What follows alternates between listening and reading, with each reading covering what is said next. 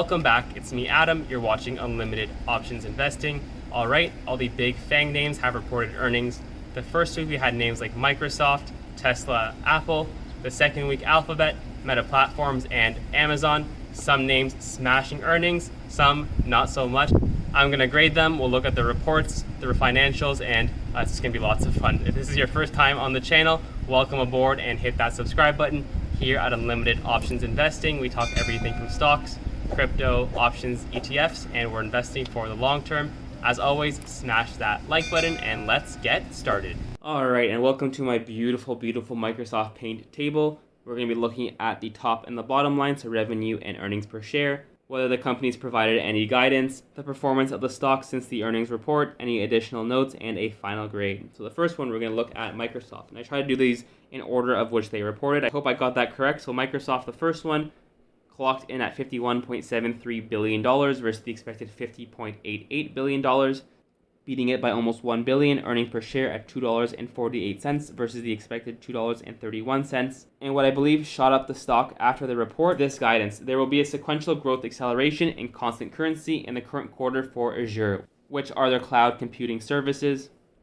And after reaching a 52-week high a few months ago of around $350, we've fallen off quite substantially to lows of about $380, recovering after that to about $290. After the report, we jumped up to $300 to where we are right now. Additional notes, obviously they bought Activision for $68.7 billion. And this is absolutely huge, Activision being one of the biggest video game publishers. Very few companies in the world would be able to do that. Many of them you're looking at right now. Maybe also Nvidia, which I also classify as big tech. I believe they report next week. If they had already reported, I would have added them to this table. All in all, I will give Microsoft a solid A, perhaps A-, but I'm leaning more toward an A. These are solid earnings. They're above a $2 trillion market cap, beating numbers like it's nobody's business and growing at such a substantial rate, again, for such a large company. The next one being Tesla.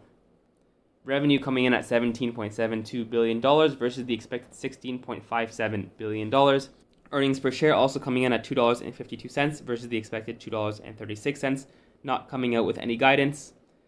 We reached highs of the stock at about $1,200 a few months ago, reaching lows of just above $800, so having a nice 30% haircut. And then, since the report, we went up to about $900 to where we are today. Additional notes, so Elon Musk says he prioritizes the Tesla robot versus creating any new cars. And for me, I take this as good and bad news. Bad news because I want to see that $25,000 car come. And I believe that once that car comes out, it's going to be a game changer. But by the time they design, produce, do all that stuff, it's going to be a long time. Just look at the Cybertruck right now, which I believe now has been postponed until 2023. Tesla also delivered 308,600 vehicles, but we knew this before the report came out in early January. So like Microsoft, again, smashing numbers, I give them a solid A. They're growing at such phenomenal rates and have so much more to look forward on the horizon.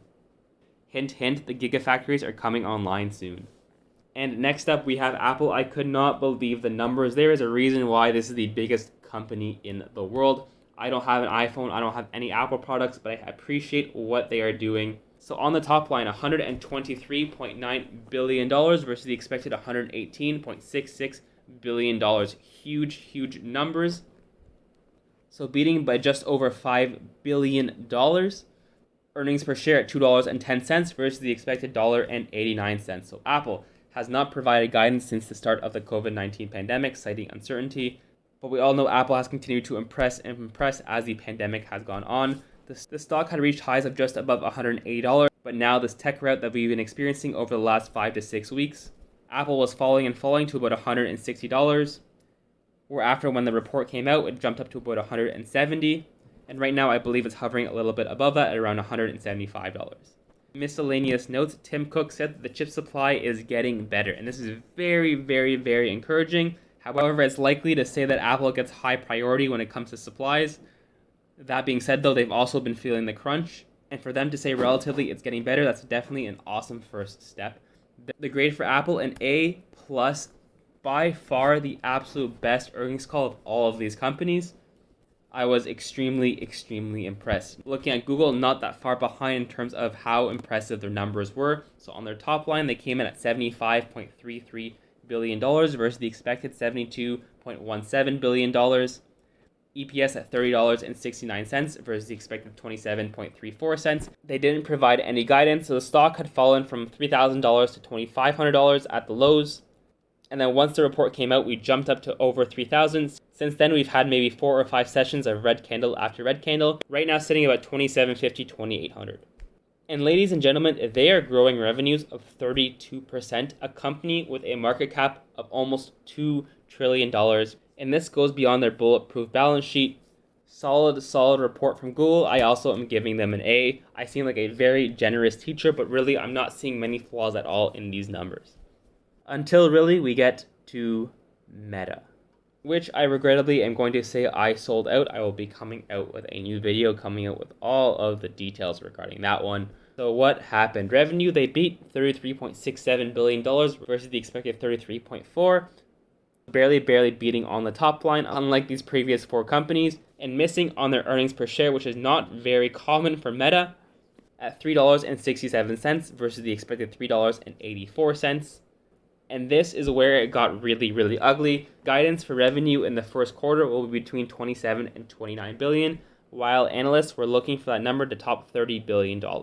And I believe at the beginning of the week of this earnings call, I think Facebook was around $300, $305, climbing up to $320. It looked like a prime candidate to break out. And what happened? It dropped 25% the next day to $250, and it's been falling ever since, right now at around $220 per share.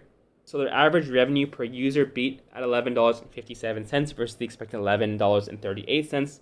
However, their monthly active users missed at 2.91 billion versus 2.95 billion people, and actually clocked in with less people than the previous quarter, which is a first for Meta Platforms. A couple of other things that I forgot to mention is that Meta Platforms is seeing a lot of competition, primarily from TikTok, and that's taking a huge portion of market share from Meta Platforms, which they try to rival TikTok by creating Reels. However, Reels doesn't reel in that much money relative to Facebook.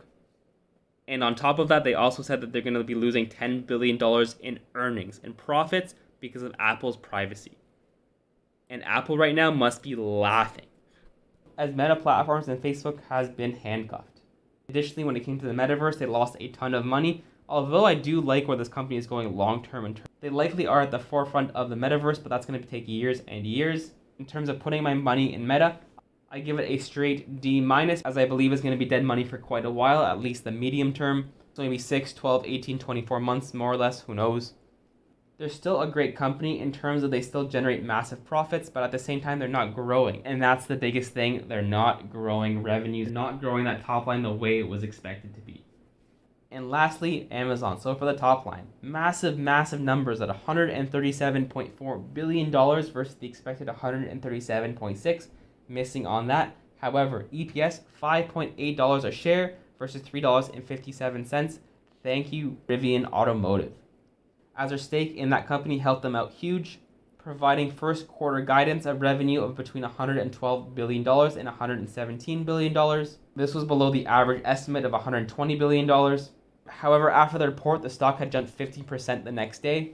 The reason for that, the stock hasn't moved at all over the past year and a half, consolidating. There wasn't much support under 2,700 had it reported bad earnings. And even though these aren't the best earnings on the screen, Amazon is pulling in behemoth type numbers. So it's good to see that Amazon was able to get back above the $3,000 level. In addition to that, it's back above key areas of support in the price action. And miscellaneous notes, so they actually lost money when it came to their retail business. However, AWS carried the load. And I read this thing online that AWS is really Amazon, and all of this package delivery stuff covers up the web company. Overall for grade, I give Amazon a B+. Decent numbers. Nothing really to blow you out of the water, especially relative to Microsoft, Tesla, Apple, and Google. Meta absolutely crapping the bed. And Amazon coming out with really respectable numbers. That's the end of the video. Thank you very much for watching. As always, let me know in the comments below where you disagree with me. If you don't and you agree with my gradings, let me know as well. As always, like, subscribe, and I'll see you in the next video.